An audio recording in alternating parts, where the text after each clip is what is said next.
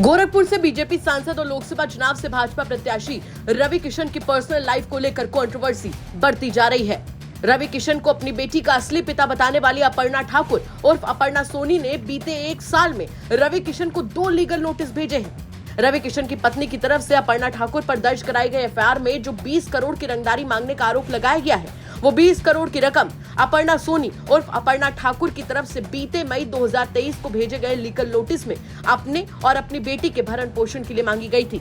आपको बता दें कि बीते 12 मई 2023 को मुंबई के मलाड में रहने वाली अपर्णा ठाकुर ने अपने वकील के जरिए रवि किशन को पहला लीगल नोटिस भेजा। भेजे गए लीगल नोटिस में रवि किशन के बतौर सांसद नई दिल्ली के आवास के साथ साथ मुंबई के अंधेरी और गोरेगांव के फ्लैट वाले पते पर इस नोटिस को भेजा गया। इतना ही नहीं, रवि किशन के मोबाइल नंबर और मेल आईडी पर भी इस लीगल नोटिस को भेजा गया था। अपर्णा ठाकुर की तरफ से एक्टर रवि किशन को भेजे गए लीगल नोटिस की कॉपी हमारे पास मौजूद है। 8 पेज के इस लीगल नोटिस में साफ लिखा है कि साल 1995 से 96 में जब अपर्णा ठाकुर का वैवाहिक जीवन ठीक नहीं चल रहा था, उसी समय रवि किशन से अपर्णा ठाकुर की मुलाकात हुई। मुलाकात के बाद से रवि किशन का अपर्णा के साथ करीबी रिश्ता बन गया। नोटिस के मुताबिक रवि किशन ने खुद को कुंवारा बताते हुए अपर्णा की मां के सामने प्रपोज करते हुए शादी करने का प्रस्ताव भी रखा था। शादी के प्रस्ताव के बाद अपर्णा की मां के मलाड वाले घर में रवि किशन और अपर्णा साथ में रहने लगे। साथ में रहते हुए रवि किशन ने अपर्णा को अपने दोस्तों और रिश्तेदारों से बतौर पत्नी मिलवाया। साथ में रहते ही 19 अक्टूबर 1998 को बेटी शिनोवा का जन्म हुआ। शिनोवा का जन्म होने के बाद ही अपर्णा को रवि किशन की पहले से शादीशुदा होने और एक बेटी के पिता होने की जानकारी भी मिली थी। भेजे गए लीगल नोटिस में लिखा गया कि रवि किशन के शादीशुदा होने की जानकारी मिलने के बाद से ही अपर्णा ठाकुर को बहुत बड़ा झटका लगा।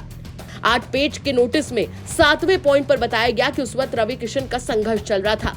अपनी पत्नी और बेटी को साथ रखने की जगह नहीं थी, इसलिए अपर्णा ठाकुर ने दया दिखाते हुए अपना ही फ्लैट रवि किशन, उनकी पत्नी और बेटी को तब तक रहने के लिए दिया जब तक वो अपना दूसरा इंतजाम न कर ले।